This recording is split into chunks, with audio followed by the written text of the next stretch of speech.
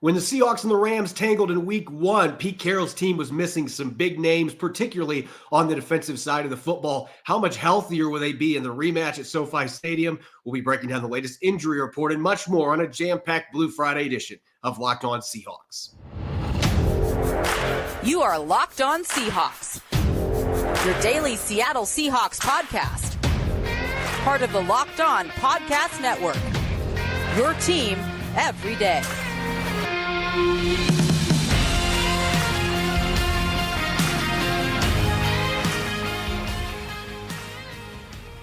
Greetings, 12. This is Corbin Smith, host of the Locked On Seahawks podcast, your daily Seahawks podcast, part of the Locked On Podcast Network, your team every day. Glad to be joined here on Blue Friday by my co-host, Nick Lee. And a special thanks to all the 12s out there, whether you're listening in Richland, Washington, or Braga, Portugal. We greatly appreciate each and every one of our listeners that makes Locked On Seahawks their first listen 5 days a week. We're only a couple days away from the rematch, Seahawks-Rams at SoFi Stadium. We'll be devising a game plan for victory on offense and defense. We've got our picks to click, game predictions, and much more, courtesy of our friends at PrizePicks, the easiest and most exciting way to play daily fantasy sports. Go to prizepicks.com/LockedOnNFL and use the code, all lowercase, LockedOnNFL for a first deposit match up to $100. Now for your lead story here on our Blue Friday edition of Locked On Seahawks. When the Seahawks and the Rams duked it out in week 1 at Lumen Field, there were some big names missing for both teams. The Rams didn't have Cooper Kupp, who started the season on injured reserve, and the Seahawks were without top 5 pick Devon Witherspoon, as well as Jamal Adams. And oh, by the way, early in the second half, lose both their tackles on the offensive line with significant injuries as well. Going into the rematch on Sunday, while it remains to be seen whether Abraham Lucas is going to have a chance to be back after returning to practice this week, the Seahawks are going to be much healthier than they were that first matchup. They will have Devon Witherspoon. They will have Jamal Adams. Tyler Lockett's been out the last couple of days, but he's been nursing a hamstring injury. He's going to be good to go. The Seahawks should be much healthier. On the other side, Cooper Kupp is going to be teaming up with Puka Nacua, so the Seahawks are going to have to deal with those two guys as well as a healthy Matthew Stafford. Both teams full strength. Bring it on in the NFC West.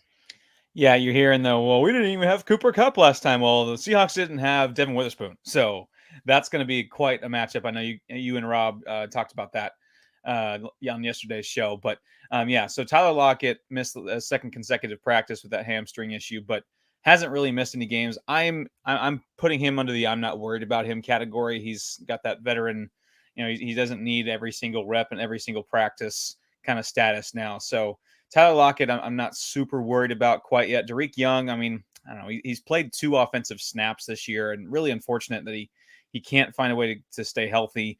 He's missing practice as well, and I'd say the ones I'm kind of mildly concerned about, maybe Colby Parkinson. I know Jamal Adams was more of a rest.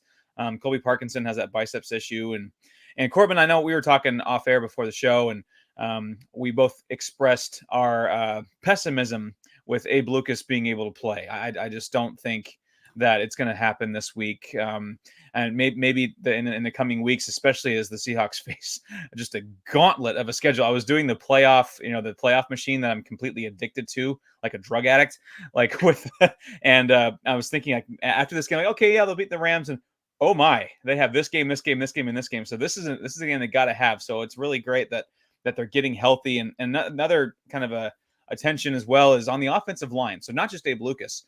Then you got Anthony Bradford and Damian Lewis being full participants. And that's great because Anthony Bradford hasn't played since the Browns game where he had a sparkling 90 run blocking grade.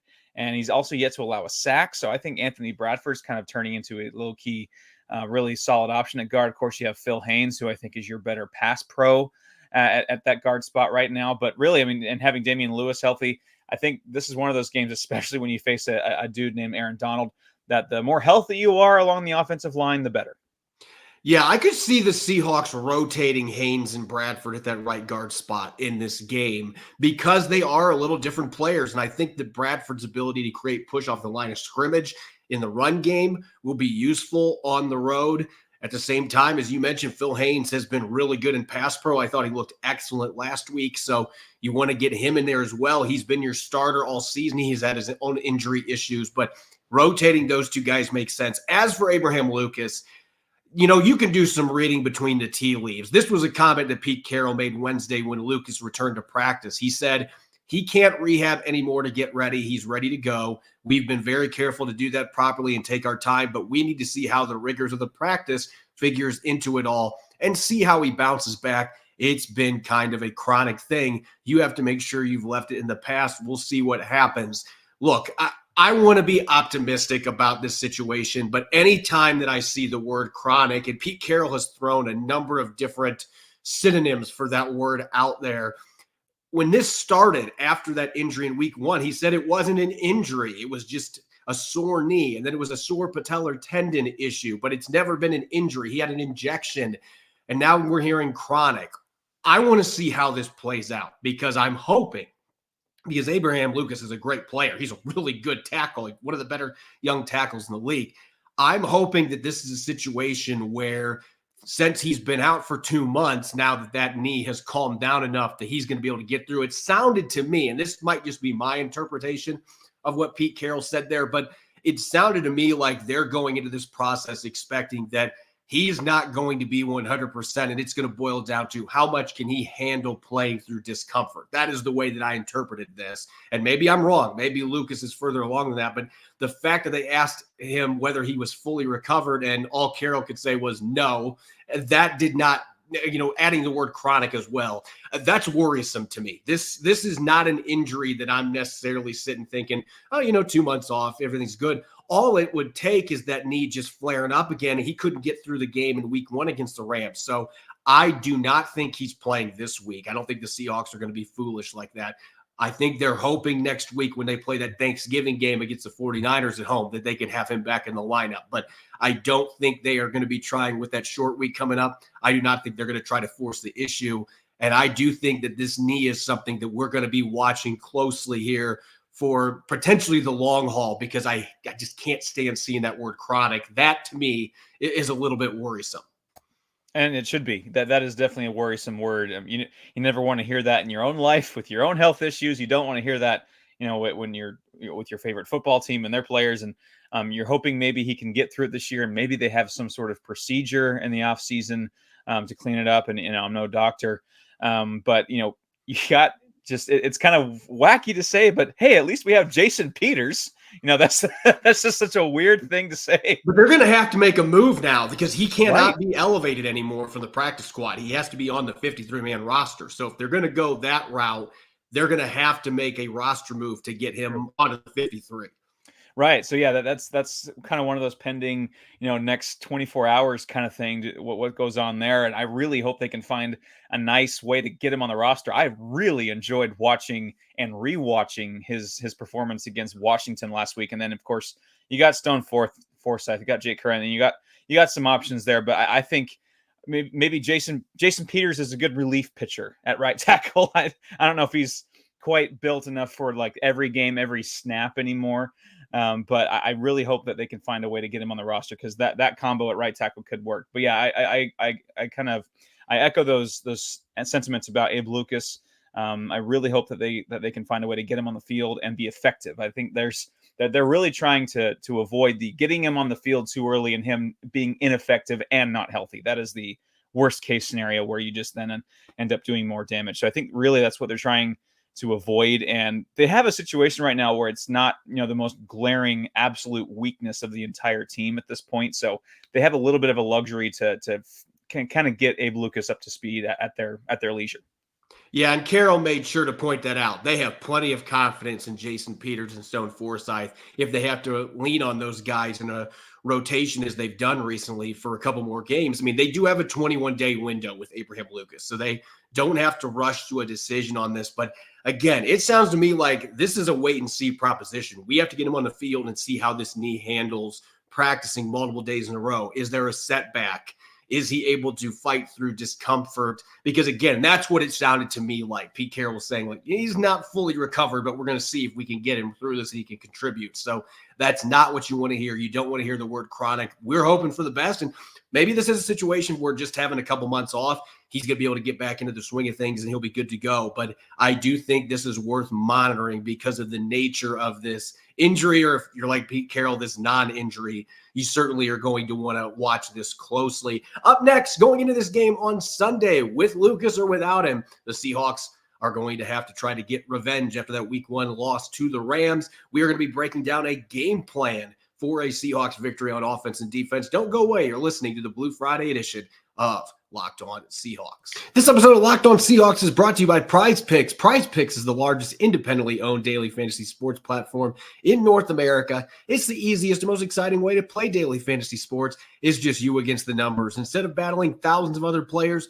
including pros and sharks, you pick more than or less than on 2 to 6 player stat projections and watch the winnings roll in. PrizePicks is really simple to play. I can make my picks and submit an entry in less than 60 seconds. And since basketball season is here, you can now pick combo projections across football and basketball from the Specials League, a league created specifically for combo projections that includes 2 or more players from different sports or leagues. For example, I can do Steph Curry and DK Metcalf at 10.5 3-pointers plus reception alongside Pick's favorite players like rapper Meek Mill. Just check out the community plays under the promo tab to view entries for some of the biggest names in the PrizePicks community each week. PrizePicks is an absolute blast each week, and it's an easy way to enjoy daily fantasy without any hassle and land quick winnings. Go to prizepicks.com/LockedOnNFL and use the code LockedOnNFL for a first deposit match up to $100. That's prizepicks.com/LockedOnNFL and use the code LockedOnNFL for a first deposit match up to $100. PrizePicks, daily fantasy sports made easy.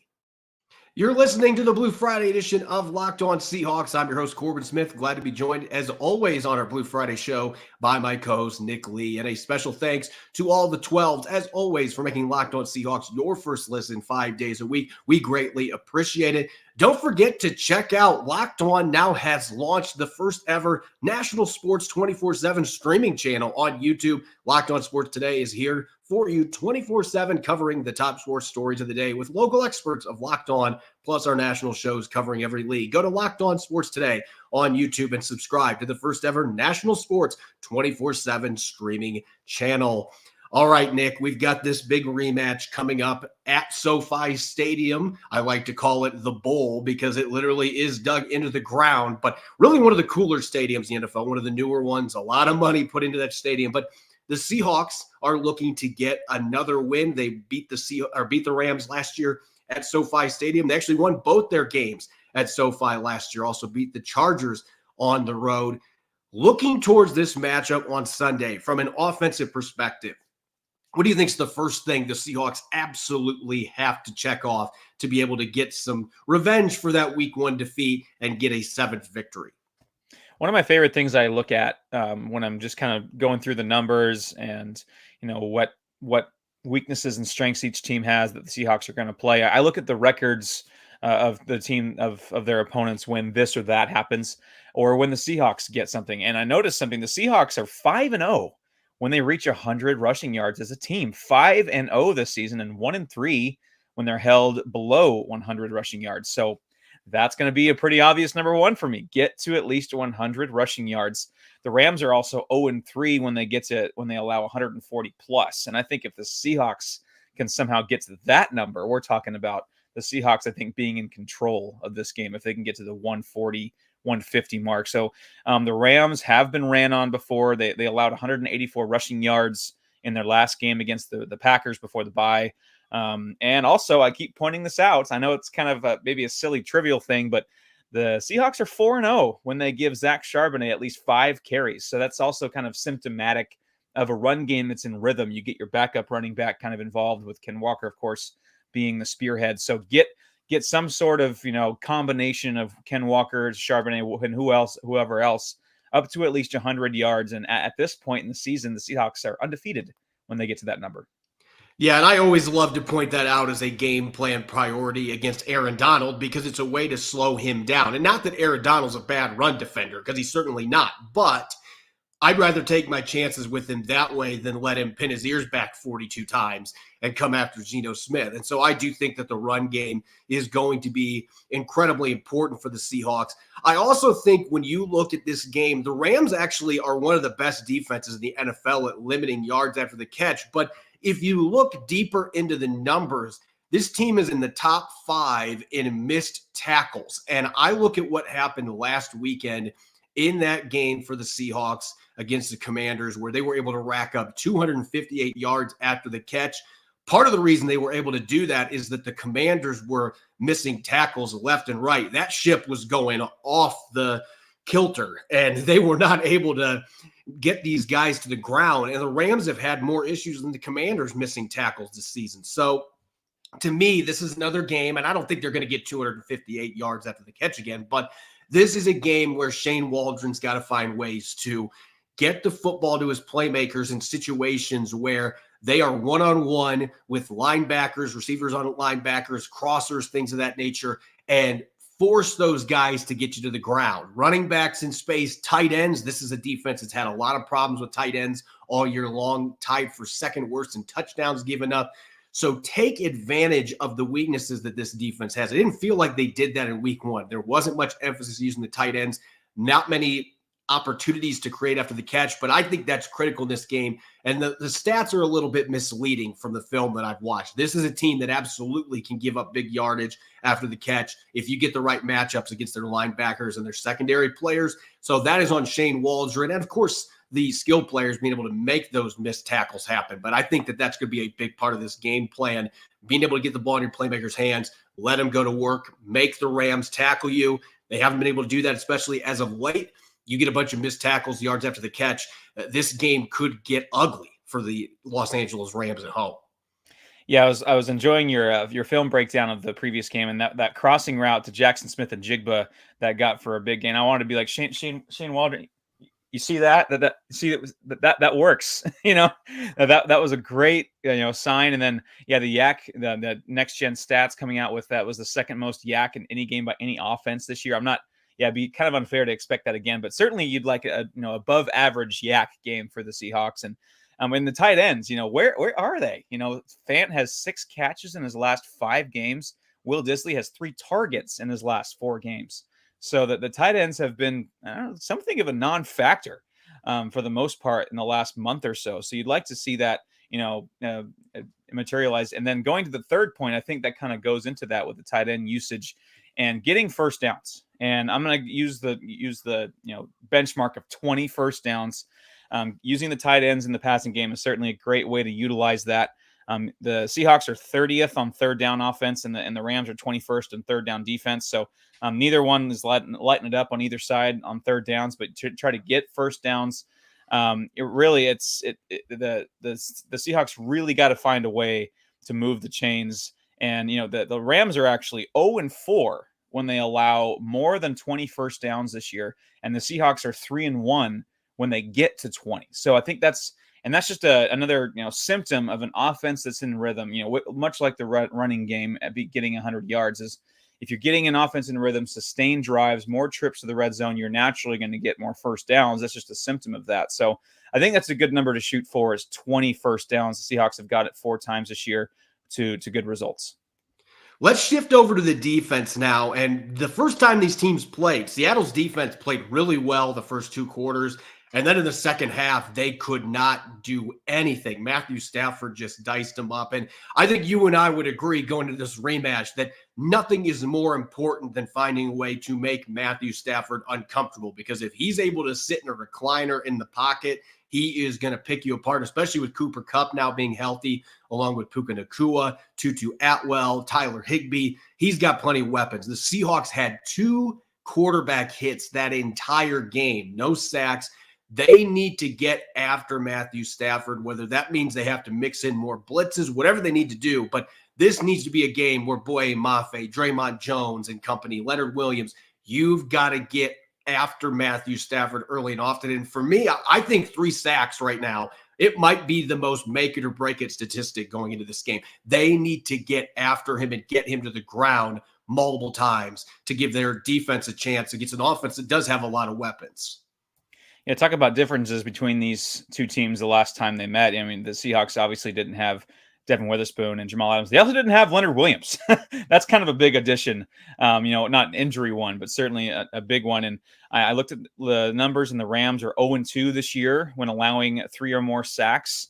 And the Seahawks are 5-1 this year when getting it to at least 3 sacks. So again, much like the 100-yard rushing offensive stats, I think getting to 3 sacks on defense is another, indicative of success for the Seahawks. And yes, the Rams can be had. They're 27th in pass block win rate. Seahawks are 9th in pass rush win rate. And yeah, Boye Mafe, let's keep it going. His last game without a sack this year was against the Rams. So let's get the revenge and kind of complete the circle and continue that record. And, it's revenge time for Boye Mafe. Now I just am humming "It's the Circle of Life" in my head. Thank you so much for making that happen, Nick. At your service. As far as the next key for me for the Seahawks on defense, it's got to be limiting the explosives. And that was one of the big problems. Even without Cooper Kupp in that first game, the Seahawks allowed a boatload of receptions of at least 16 yards. In fact, I believe I counted 7 of them in that game that they gave up. You cannot let Matthew Stafford, Mr. Aggressive himself, you can't let him have the time in the pocket that he can make those throws downfield, especially now with Cooper Kupp. Those deep crossers have given the Seahawks fits over the years. Sean McVay loves to dial those up, and they will take their shots down the seam. So this is a huge component for the Seahawks winning this game. You cannot, those guys are going to make their catches, but you cannot let them get a bunch of 16, 20 plus yard receptions and just put together 7 or 8 of those as a group. Collectively, you just can't do that. You've got to find a way to limit those downfield plays. And when they catch the football, get them to the ground, limit the yak, because those can also be explosives that the Rams have had a lot of success against the Seahawks with over the years. Yeah, boy, watching Puka Nacua light up the Seahawks in that first game, I felt like the Larry David gif, like a BYU fan, and you're watching him light up the Seahawks had weird feelings going on. But this one, I'm hoping the Seahawks can come out on top. Nacua is 7th among wide receivers this year in yak. The Seahawks are 23rd in yak allowed. Again, kind of like you were alluding to, is completions aren't going to kill you. Matthew Stafford is a fine quarterback. He's going to get his completions. It's the yak, that dirty beast, will get you. So don't let the yak beat you here. And then also going to the third and final one, third downs. Hold them to under 40% on third down conversion rate. And really, that's easier said than done, of course, as the Seahawks are 31st, second to last in third down defense. The Rams are actually top 10 in third down offense. So that is an area, kind of a soft spot in the armor for the Seahawks that the Rams are going to probably try to exploit.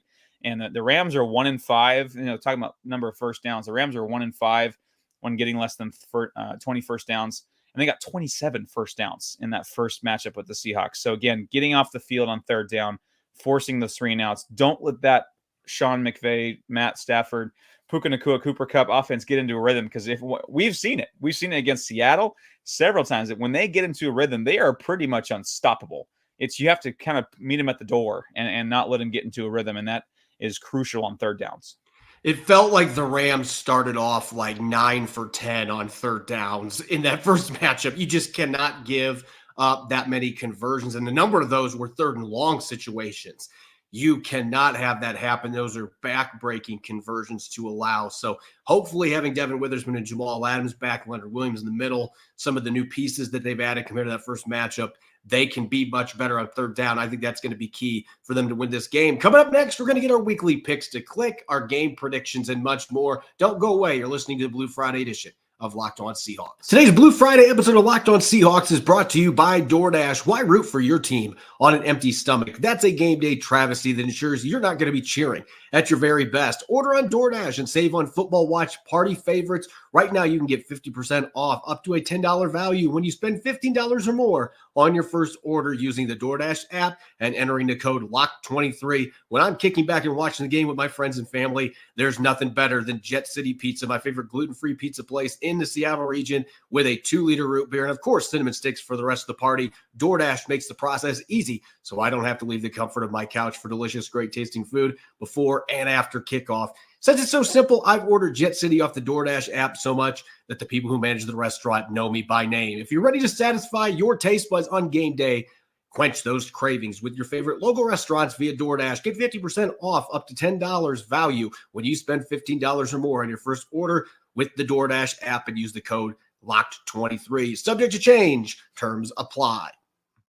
Welcome back to the Blue Friday edition of Locked On Seahawks. I'm your host, Corbin Smith. Glad to be joined for today's show by my co-host, Nick Lee. And a special thanks to all the 12s. Thank you for making Locked On Seahawks your first listen 5 days a week. Don't forget, coming up on Sunday, a couple hours after the final whistle at SoFi Stadium, we'll have our weekly post-game show, game balls and offense, defense, special teams, 3 up, 3 down, and the key storylines, hopefully coming out of a Seahawks victory. You won't want to miss it. Let's get to our picks to click for this week, Nick. Now, last week, you and I both actually had pretty good weeks with our selections, and hopefully we can keep that rolling going into week 11, this crucial game on the road, NFC West matchup against the Rams. On the offensive side of the football, something tells me you are going to go back to the well that has been most successful for you this season with your offensive picks to click.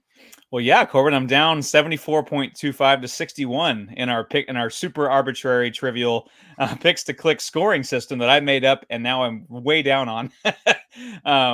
So I'm going to go, kind of our first point of the offense is Ken Walker. I'm going to go to him to click this game, and I'm not going to say he's going to go off for some crazy amount. I'm going to say 90 yards, but I think the sneaky one I want to pick is he gets 2 touchdowns.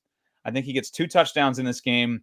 He's utilizing the red zone, gets to 90 yards rushing, and really establishes kind of what the Seahawks want to do, setting up play action, and really like with the Rams on offense. Once the Seahawks get Ken Walker going and get Geno Smith out with play action, they're pretty darn tough to stop too with all the offensive weapons the Seahawks have. So I think that is going to start with Ken Walker, and then once they start tossing it around, things will open up for Ken Walker inside and towards the end zone to get 2 touchdowns. So yeah, I'm going to go Ken Walker, hopefully to close the gap here on the pick-to-click race. Picking tight ends has not worked in my favor this year on picks to click. In fact, Will Dissly and Colby Parkinson, the 2 tight ends I have picked earlier this year, got 0 points, big fat donuts both times. So probably would be best for me to avoid tight ends like the plague, and yet I'm not going to do that in this game. And you mentioned this earlier. Where is Noah Fant at? He has got 6 catches the last 5 games. They haven't been able to get him involved. I just have a weird feeling that third time is going to be the charm for me, though, offensive picks to click with tight ends, because Noah Fant actually scored a touchdown last year at SoFi Stadium, had one of his best games, and this is a Rams defense. They're in the top 12 in yards allowed to tight ends. They're tied for second in touchdowns allowed to tight ends. They don't have a ton of talent right now at the safety position. Linebacker, they've been banged up. That is not a strength for them either.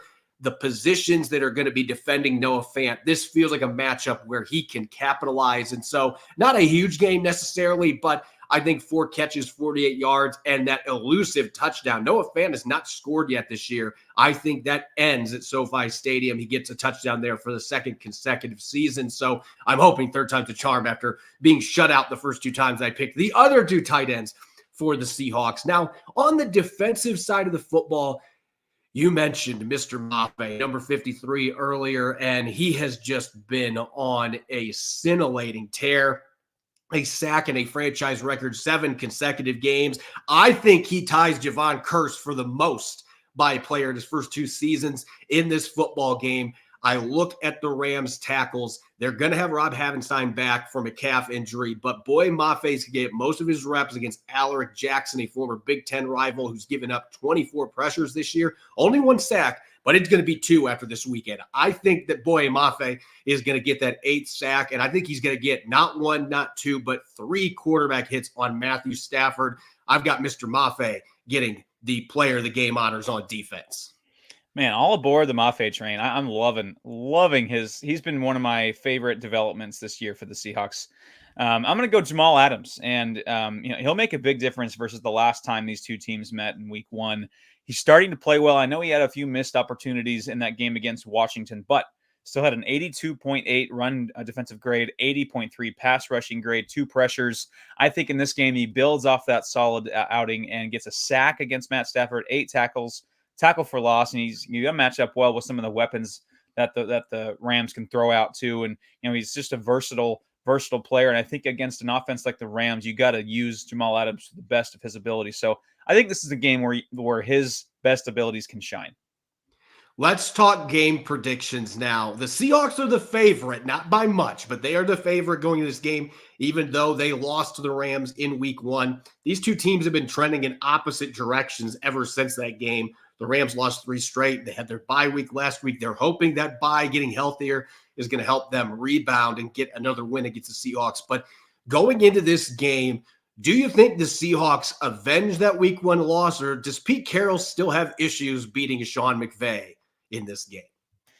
Well, just as the trajectory of these two teams are going, it's really looking like that week 1 thing was just a weird anomaly. Week 1 kind of filling out process for both teams. Puka Nacua came out of nowhere. Now we kind of know who he is.